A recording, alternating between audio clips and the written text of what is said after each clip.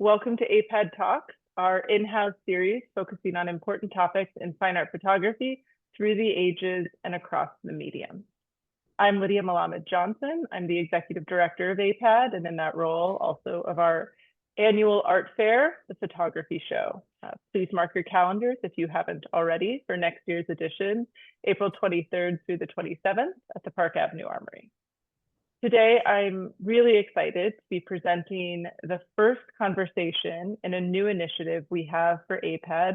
We're calling AIPAD Talks Depth of Field. It's a new series highlighting our AIPAD member galleries, their exhibitions, and their artists. Here, I'd like to give a very necessary round of applause and appreciation for our Education Committee Chair, Andra Russet, who heads our AIPAD Talks program.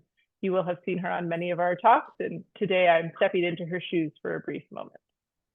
Joining me to kick off this new series is Mona Kuhn, a renowned photographer and lens-based artist working in Los Angeles and represented by AIPAD galleries around the world. Our topic today is her fantastic and multifaceted exhibition at Galerie XII or 12, depending on your location, domestically or abroad, in Los Angeles at Bergamot Station.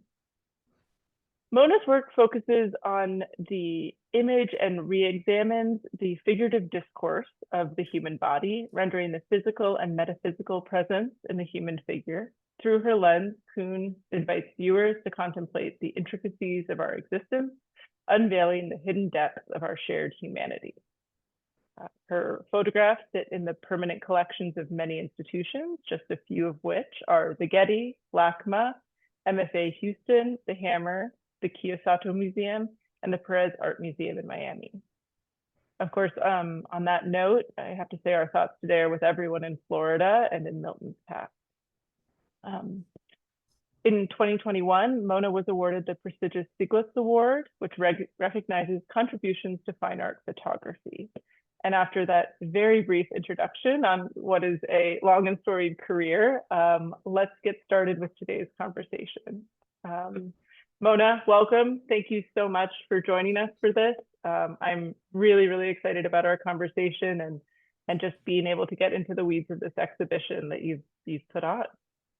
Yeah, and it's a real pleasure to be here, to be able to talk to everyone and in a virtual way, welcome you to the studio.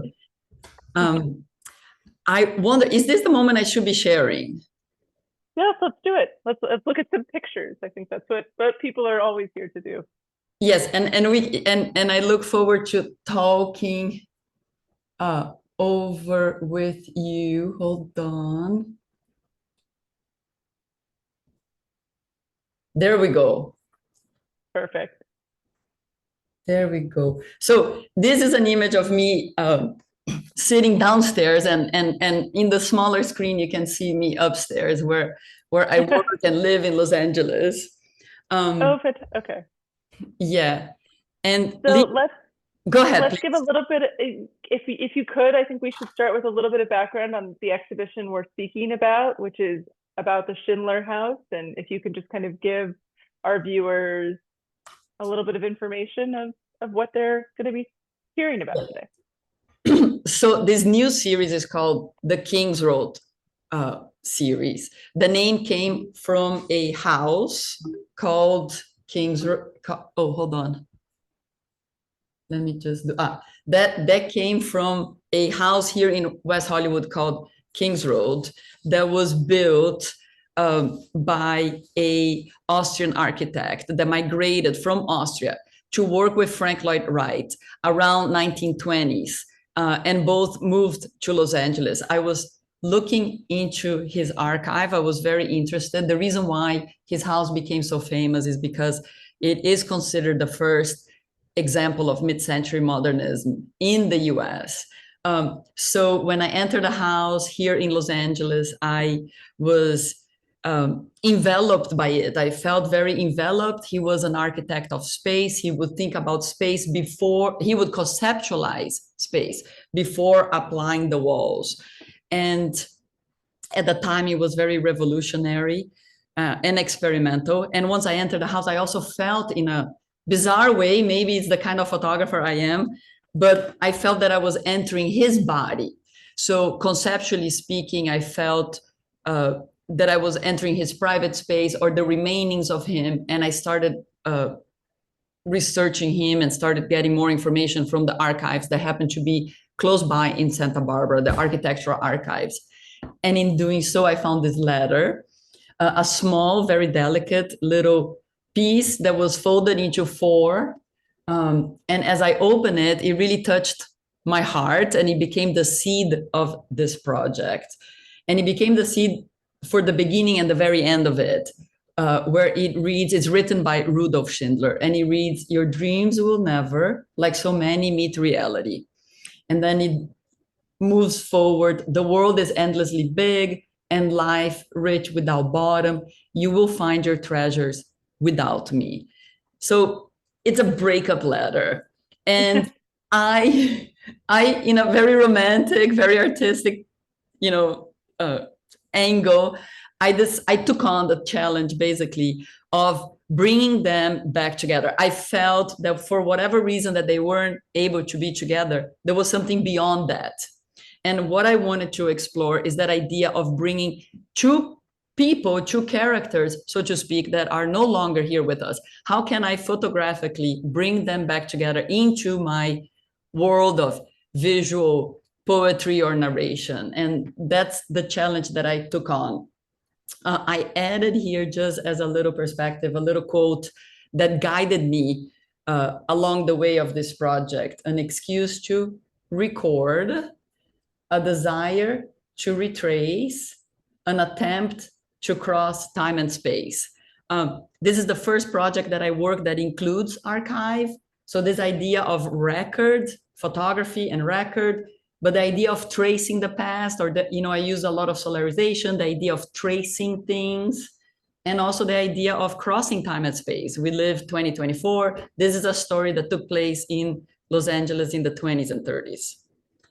I think time and space is such a great way to enter into this exhibition and any discussion of it, because as you said, I mean, the times really indicated here are 1922 when the Schindler House is built.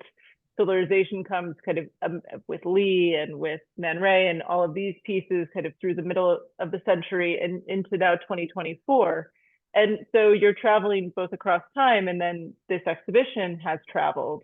It has gone to different galleries, it has adapted to different spaces. So you're really working not only within the project itself, but across actual time and actual spaces. Yes, yeah, exactly. And one of the ideas too is to show the exhibitions comprise of photography, but when we start entering concepts of space, how else can we mold space? And that's how I jumped, and we will look at photography as this, but that's why we're jumping right away into this image of the current exhibition at Galerie XII here in Los Angeles, where the gallery itself has a very large space where we were able to use the space to do the projections. So an image, you see here me sitting there just as a scale, a measurement of scale. So I created this mysterious lover in my work using solarization. And then we also created a movie, a short movie that is like 12 minutes, where we then project parts of the house, images with this mysterious lover that may or may not have been there. So part of this work is archival reproductions and using photography as a proof of something that exists. And then part of it is also more mysterious, more question. Did she really come to this house if she wasn't allowed to? Or did she come in her longing or in her wishes or in her thoughts? So those were the fine lines that I was, walking as I was putting this series together. And what was also very nice, and it was the first time that I had this opportunity to do here in Los Angeles, was to have a live performance. If we are going to use space, then let's just really go with all of that. So these are just a few images to share we had 3 string musicians, 1 electrical violin, 1 classical violin, and the other one a viola. And this is a shadow image of composer Boris Zalcho, who is actually my husband, and who performed live during the opening reception. And something that, you know, I think speaking about also your interpersonal relationship with Boris goes to this larger collaboration of who this lover might have been, who is kind of enhancing this space. And yes. I want to go into that later, but I want to take a moment to actually hear his work. Yes. So some people may know me and some might be new to me, but I have been doing this for 25 years. So I also have that wish of pushing myself forward, and in pushing myself forward, you know, from the framed works to projections or to books and to different kinds of collaborations with the composer. So those are the steps that I'm excited about taking, and keeping in touch with the current, the current positions and the current movements in our field. So here, what I did here, I hope it comes through, I included, I'm gonna talk a little over it, but I included the sounds.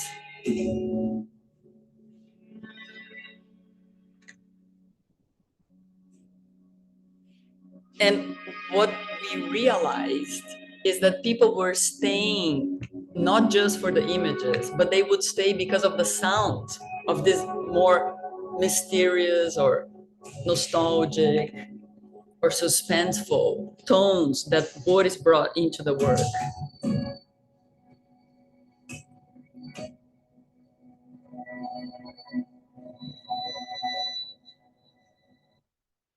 So here you see a still again. The hard part of it, of the projections, is that you really need to be there to enter the space.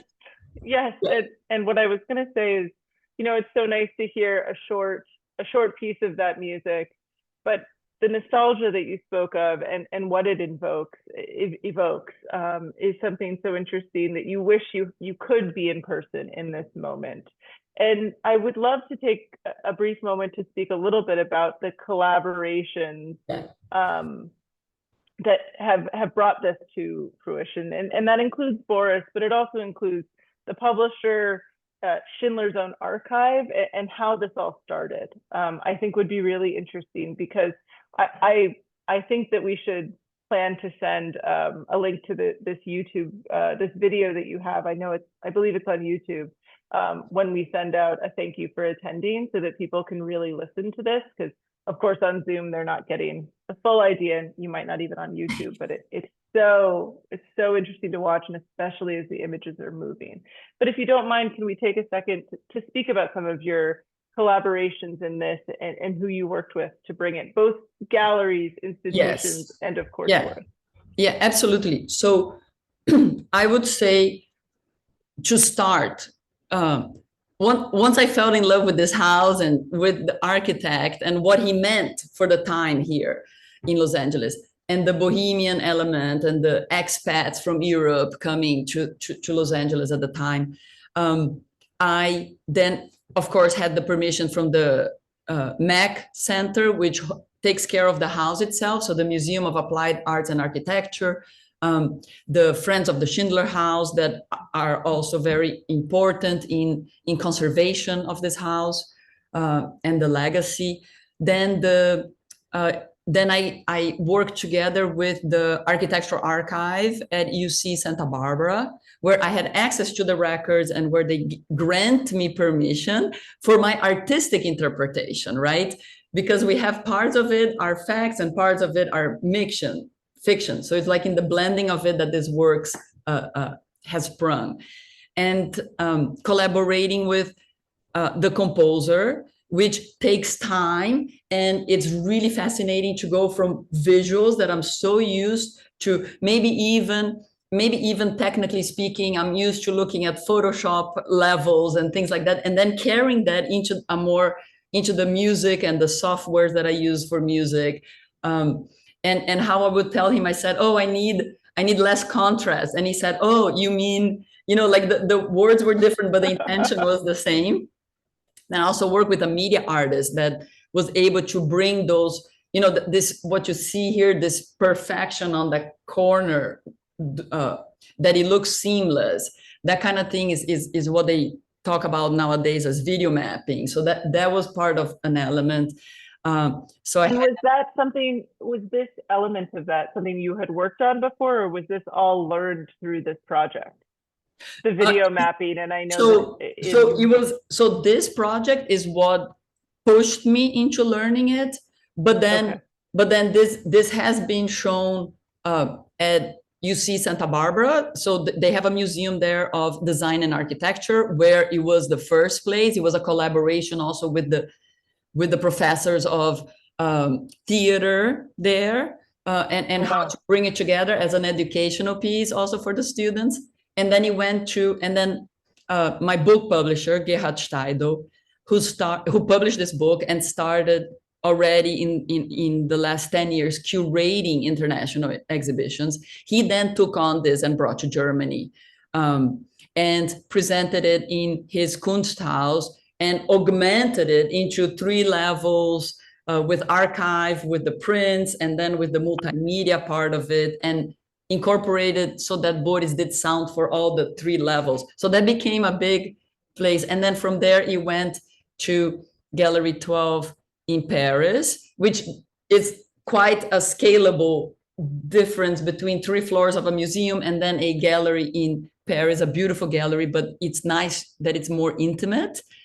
And from there came to Edwin Hauck. But let me show you some of the images. It came to Edwin Hauck. We had a beautiful exhibition. I'll bring it up as we look at it around. So this is still back here at Galerie XII, where on the side room of those projections, we had then the solarized prints. They are framed floating, because for me, the paper was very important. The print as an art object is very hard, is very experimental to do solarization. And I just want to interject now that this is up for our viewers who might be in LA or planning to travel there, that this exhibition is up right now and comes down on the 12th. So we're in the final days if you want to see this in its entirety in LA. I realize I probably should have led with that in the beginning of this video, but please continue. And this Saturday, I will be there in the afternoon greeting and having conversations. So it will be fun. If people can stop by, it would be great. But I also wanted to share with you the darkroom. So the solarization, Please, let's discuss. I love this process, and I want to hear everything about it, because I think, as I mentioned earlier, the time element of this and kind of how you're moving through time, but of course, your influences on this process are some of the giants of photography, and I'd love to hear about how you kind of came to this, and then speak a little bit about your darkroom, please. So it was very inspired. The house was built 1920s. If I wanna bring someone from the past in this enigmatic, surrealist manner, if I want to bring those 2 people conceptually back together and cross time, I think that solarization was really the best process. It happened with the photo surrealists. So I stopped by. Virginia Heckard here at the Getty knew that I was working on this, and she said, why don't you stop by and come over for our viewing room and have a chance to look at all the samples that we have of solarization. And it was such a pleasure to do that and to be inspired by that and to actually look at the prints right there in front of me, and then to carry some of that inspiration to myself. What I didn't realize is how hard it is with the different materials, with the different chemistry, and how really, truly experimental it is. And considering we're here with the AIPAD group, historically speaking, 1920s, when the artists at the time look at photography and say, well, with that accident that Lee Miller created at Man Ray's darkroom, she disrupted the developing curve, and with the flash of light. And in doing so, there were parts of the print that dematerialize, and there's part of the print that the process is different than you expect, but it's never exactly the same. And there is an element of chance. There's an element of experimentation. So the artists at the time said, well, the artists were looking at the photographers who were mostly using photography to document and prove things, they said, oh, with solarization, you don't have control of the outcome. You're like sketching with oxidized, it looks like you're sketching with oxidized silver. Maybe this could be art. So for me, it's also fascinating that that start of that conversation started in 1920s in a way. And it started because photography was bifurcating into an unrealistic branch. I have, this is here at the studio, as you can tell, of course. And let me just play this. We can talk over it. Great. Hold on, there. So, I photographed 1/3 of this project is archival material. 1/3 is images that I did of the house, but in a more questioning memory. So not architecturally images, but more peripheral vision and more memory images of the house. And then, hold on. From the book. This is like Gerhard talk. To the wall. So what that shows, sorry, I have to get out of this one. What that shows is basically our idea after publishing the book and after having the exhibition here in Santa Barbara. I went back to him and said, well, should we bring this, it's an Austrian architect, should we bring this to Germany? And that's when he proposed to bring it to the Kunsthaus, which is, go ahead. I love that conversation with him goes that way, because the modality and adaptability of this exhibition, of how many places it's been and moved to, is fascinating. And we go from 4 floors of this to a large room with kind of, this is, yeah. Well, it is. So we sat down together in one of his visits, here in Los Angeles, and I like this image because he has this pen on his mouth, and he's like, "Okay, how are we going to do this?" And it's really, all it takes is to sharpen the pencil and come up with a plan. And that's what we sat down together. We were right here talking about it. He also met with Boris. We looked. You can see here Boris with the images and trying to come up with sounds and emotional range that we wanted. And we knew right away we did not want it to be some saccharine, romantic sound.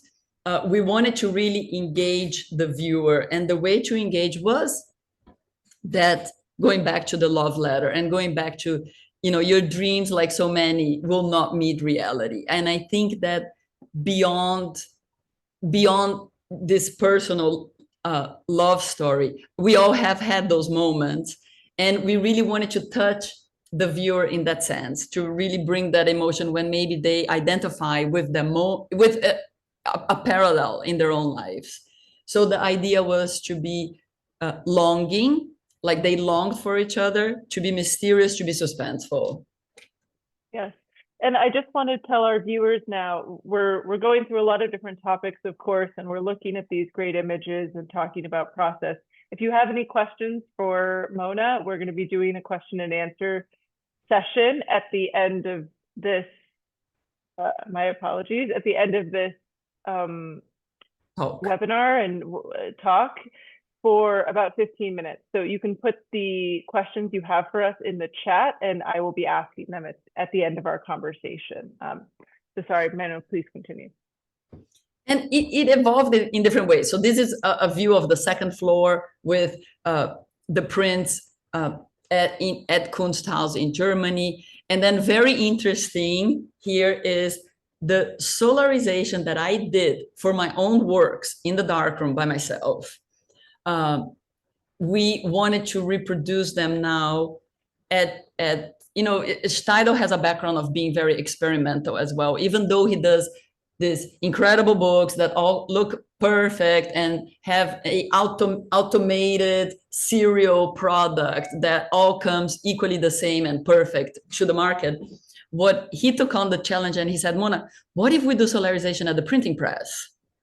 What if the prints that we bring into the exhibition here in Germany, what if when everyone goes home, we'll keep one or two of the print masters.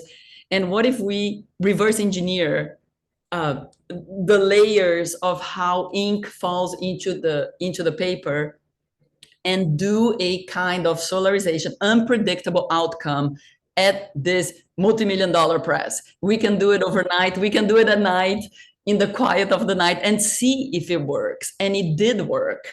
And so here we're presenting this, and it was presented without frame because it's an offset printing. It's really basically an impossible outcome, unpredictable, and it's an imperfect reproduction, offset reproduction that in a way it's its own piece of art. So this was a quite magnificent wall to see. And then on the third floor, you had those projections. And in this case, it was a slightly different way of presenting it than what we have right now at Gallery 12, where we built we scale the size of the house. So the viewer really enters the house and can walk around it. So it's the first time for architects, for example, that you're walking through the architectural blueprint of the blueprints or the drawings, the renderings. And the drawings and the rendering. And in a way, you're entering their private space. You're entering their story. I like to point out just two little things on the artifact. So this is an image of Los Angeles. And even though it's small on the screen, you can see this is Beverly Hills. It was just dirt road. There was rarely a building here. It was just the starting of things. And this is an incredible cross-section of the very, very, very contemporary house that he built at the time. This is the house as it looked in the outside. This is a portrait of Rudolf Schindler. This is a lovely little portrait of Albert Einstein. People forget 1930s, he was invited to come to present the theory of relativity at UCLA. So it was exciting times at the time. This is the moment in Los Angeles where, for the first time, they took a picture here at Mount Wilson Observatory, and they could prove, imagine this, they could prove for the first time that there are more galaxies than just ours, and that the universe is expanding. 1923. Oh my gosh. I mean, it's incredible. Wow, I had no idea that was the same time. Wow. Then it was very, very exciting. It's also between the wars. I mean, there's so much to talk about. This is back at Gallery 12 in Los Angeles, and I wanted to show, just for the people that are more interested in conservation, the conversation of how to show archival material. We can do that on vitrines, on tables, but we can also do it on projections. This is, and it is. It's the message of this exhibition. I mean, it comes from this letter. It comes from this really fabulous archive that you had access to, and to be able to see the word, writ large amongst your photos about this, and to see how your influence kind of comes through the written word and then is made visual. And some side nuggets that honestly I couldn't predict, but the calligraphy of that time is gorgeous. People still handwriting letters, and people, when people come over to see it, they respond to it in such, in such a visceral, like that's what they want. There's a warmth to it that we might be missing a little bit, but people, 12 minutes of those projections, usually on a museum, when people study how long people stay for projections at museum level, it really rarely crosses the 2 to 3 minutes. This is a 12-minute piece, and I think that the warmth of it, of course, a breakup, impossible love story can help, but also the sound. The sound is it's like a surround sound with 4 different speakers at the 4 edges of the room, and that really engages and allows us to use the space as a sound, as a co-agent of the exhibition.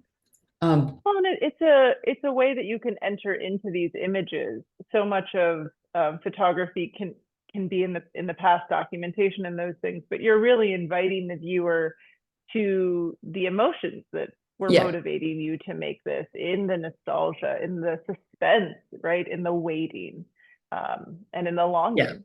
Yeah. Well, there is at some point after, I've been doing this for 25 years. I have done so many solo exhibitions. I'm very lucky to be supported by the galleries. But at some point, you must push yourself further. And even if it's just an experimental, you just need to try it, or at least that's how I think. And for me, it was interesting to step out of my comfort zone and try something new. I think a lot of it was also developed during the COVID time, where I had time to learn those new softwares. I had time to experiment. I had time to see how does it work together. And the main idea is really to evoke and invite people to enter that emotional space. So I think that as you mentioned, the support you've gotten from galleries, I'd love if you wouldn't mind taking a moment to speak about that collaboration. The show we're talking about now is up at Galerie 12 in Los Angeles, up through Sunday at Bergamot Station. So Valerianne, of course, has worked with you on this. As you mentioned, it's been at Jackson, it's with Edwin Hoch.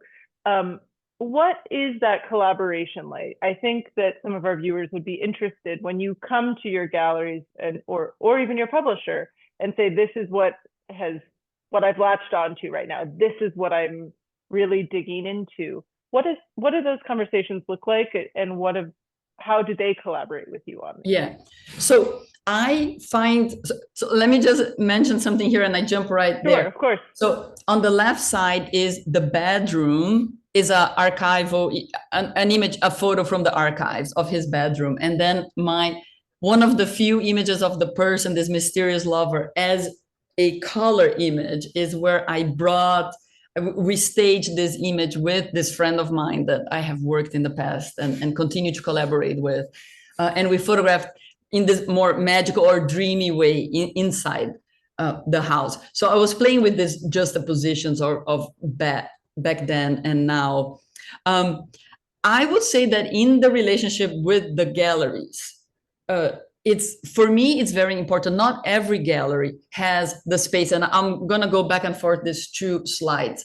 For example, this is an image of me with Valerianne before the opening. Darius Himes from Christie's happened to be in Los Angeles. He came, we had a chance to show the exhibition for him. And this space that Valerianne has here calls for for projections. And so I would say that this exhibition, it remains flexible. And I find that to be really important, not to be rigid in your creative process. So we are in a mid-century city. We are in a movie city. So the cinematic presentation of things, it's shouting at us, right? And considering, yes, absolutely. Considering that Valerianne does have the space, that's what we went for. Now, during AIPAD this year, in New York, I had this wonderful, wonderful opportunity to have an exhibition at Edwin Hoch in New York during AIPAD. You see here an image of Veronica Hoch and Darius joined us for Darius is everywhere. He joined us for for a walkthrough, and this exhibition was quite different. It was highlighting 8 of my solarized prints at size 15 by 20 that Veronica Hoch curated and placed together with Man Ray, Irving Blumenfeld, Dora Maar, Bill Brandt. And when she first told me about it, I was a little scared. I was like, oh my God, can I live up to this? But it worked out, and it was one of those exhibitions that you really have to be there.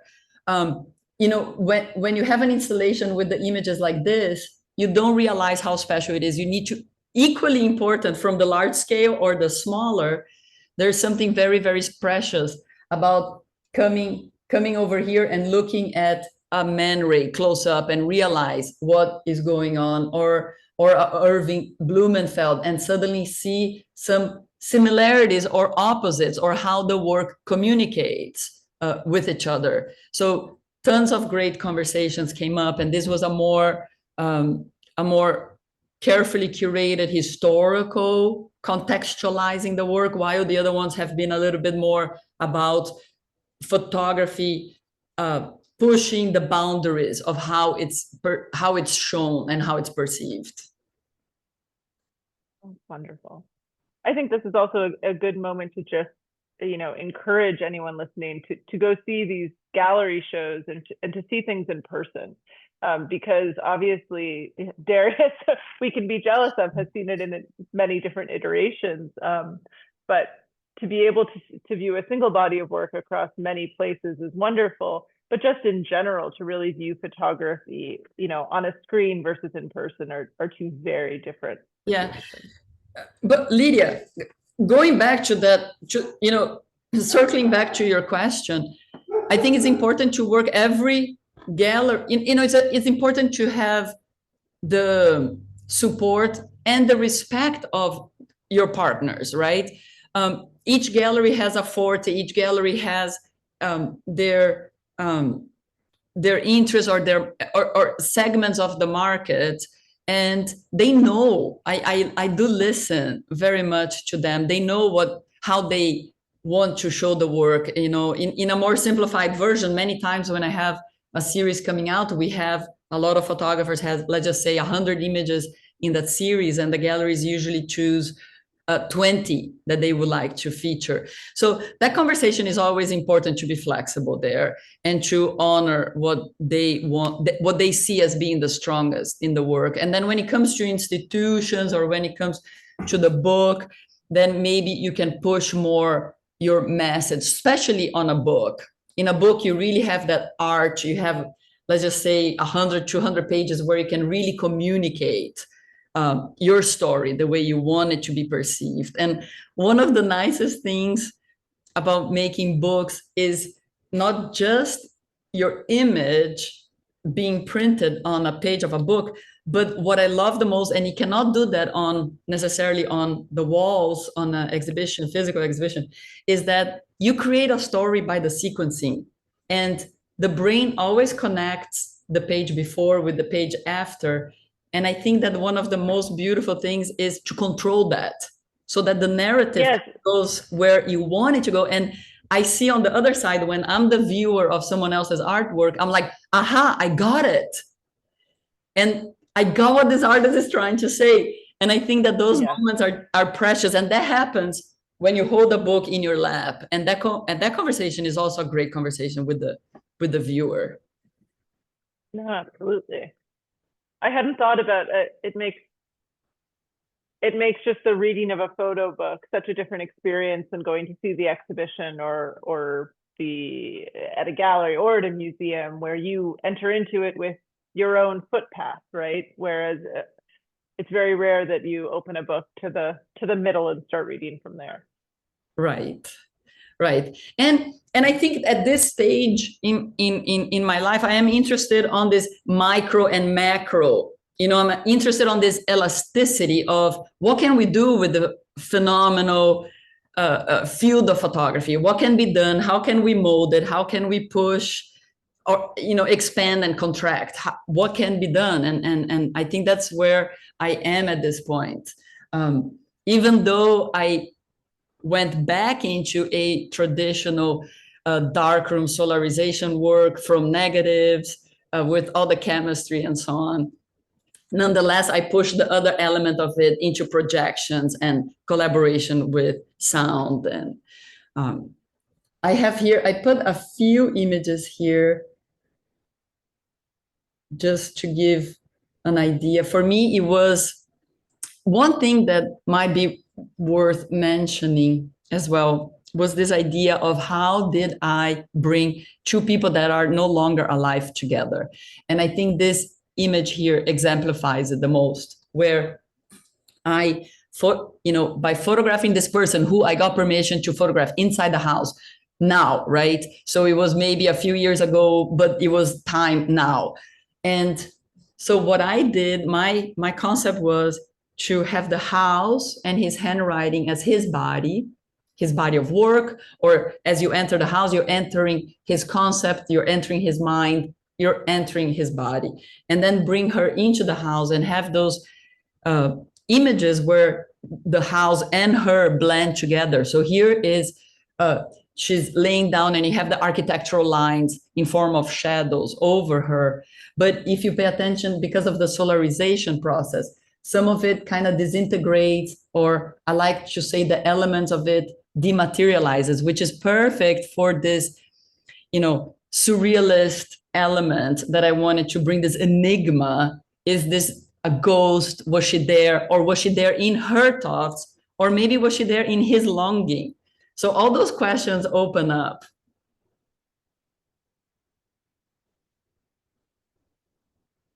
And then from the print, I mean, Gerhard brought it from the book to the wall, and I've been enjoying from the print to the projections. Yeah. This is, I think that the way you just described kind of their relationship as her with the house, and her being right now your model in 2020, in the 2020s versus the 1920s, but how can you bring these two people together? And you're doing that by using these actual elements that he created, that he put to paper, while printing his enigmatic lover onto paper in this time. Is just fascinating to me. And the multi layers that both come from this process, but also this relationship is really interesting. Yeah, no, it's really, I believe that every new series should be a series where we grow intellectually, emotionally, and this has been a fantastic series for me. Good. I'm so glad to hear that. And thank you for sharing it with us. I am now going to open it up to question and answer, but I want to thank you for that presentation and sharing these incredible images with us today. The first one is really logistics. Somebody asked, where is this being shown now? And if we can share some information about that. This exhibition, the current iteration of it, is at Galerie XII at Bergamot Station in Los Angeles, at our AIPAD Member Gallery. And the book is available. Mona, maybe you can speak to that. I'm guessing on Amazon, but we also encourage independent booksellers. Where can it be purchased? So the book is available at Steidl directly. I believe he ships, has international free shipping. Okay. It's also available at the studio. I have signed copies here. You can check on my website. There's a link there. And of course, Amazon. Okay. Oh, and the galleries. Yes, of course. And the galleries, but here and there. I mean, it's available. Call your local AIPAD gallery to see if they have it in stock. Yes. So the next question is, what was, Mona, this is just about your process and your career. What was the turning point for you to start photographing the human body and its intersection with architecture? Yeah, so maybe, Lydia, a technical question. Should we just go next to each other for the questions? Sure, why not? Oh, I think that's great. I'm gonna stop share because I think I have the button here. It's a very basic answer. I am inside a body. I have always been fascinated, and I have always felt that there's a certain mystery about this. I have not photographed the body as a show and tell nude. I was graduating when the works of Helmut Newton and Herb Ritts were around. It was always the full figure, and it was always a show and tell. You could see everything sharp, and it was like I was in front of this naked person, and that was never my approach. I think my approach was always more emotional and try to find in that body something, an emotion that also reflects my emotion. And so in that sense, I have created different series, and I like to think that I have created different emotions or stories, and I have used the body as a unifying element. I like to share a little anecdote. When I was in high school, when I was doing my first darkroom photography class, I walked out many times. You get out of the darkroom, and in this case, we would get out of the darkroom and immediately into a parking lot, or so there was a big door. And I walked with the teacher at the time and my little tray with my, fixed print, and we were going to analyze it. And he told me some things. He said, "Oh, you're doing everything too right. You need more emotion on your printing," which is it's probably a standard advice. But he said, "Pay attention to the shadows." And I was just standing with him, next to him in this parking lot. And at that moment, we saw both of our shadows. And I cannot tell you how simple that is and how important that moment was. I will always be in this body. I will always create a shadow. I will always have a relationship with the sun. And that was very impactful. So in a nutshell, that's what happened. I think that's actually a really nice segue into this next question, because it's about the actual process that you use. The question is, can you describe your solarization process?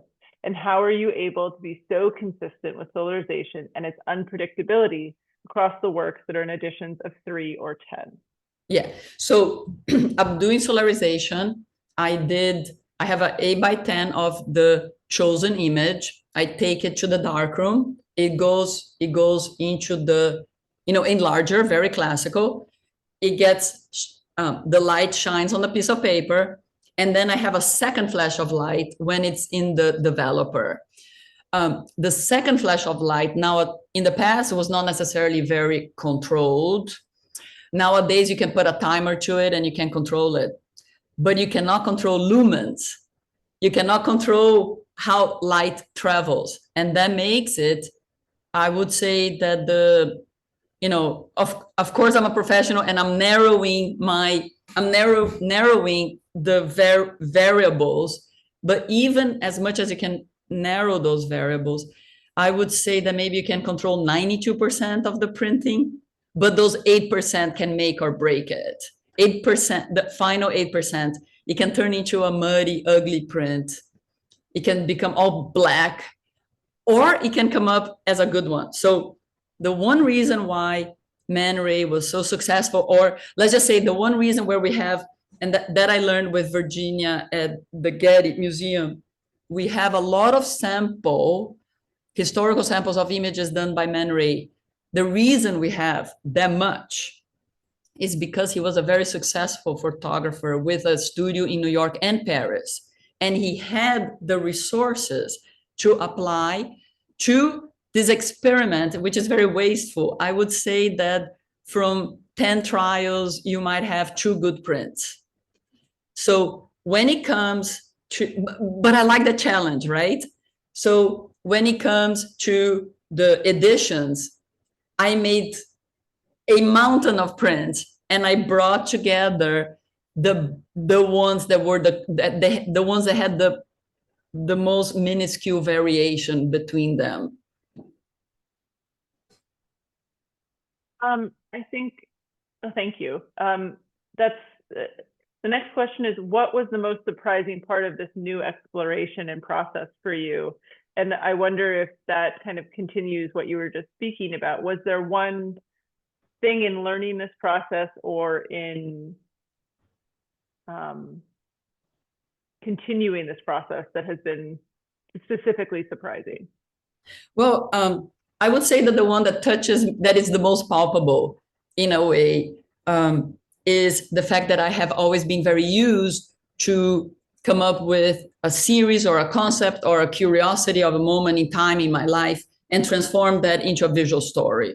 And I did that in a way for King's Road, but then I wanted to incorporate concepts that I hadn't worked with before, such as the idea of space and how do you augment how you present work.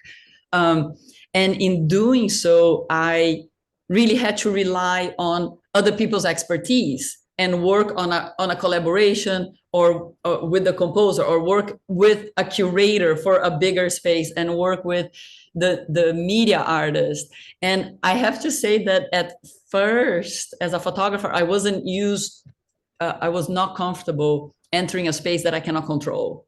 And I think that was maybe the biggest learning curve for me, to relax, and to work with a team.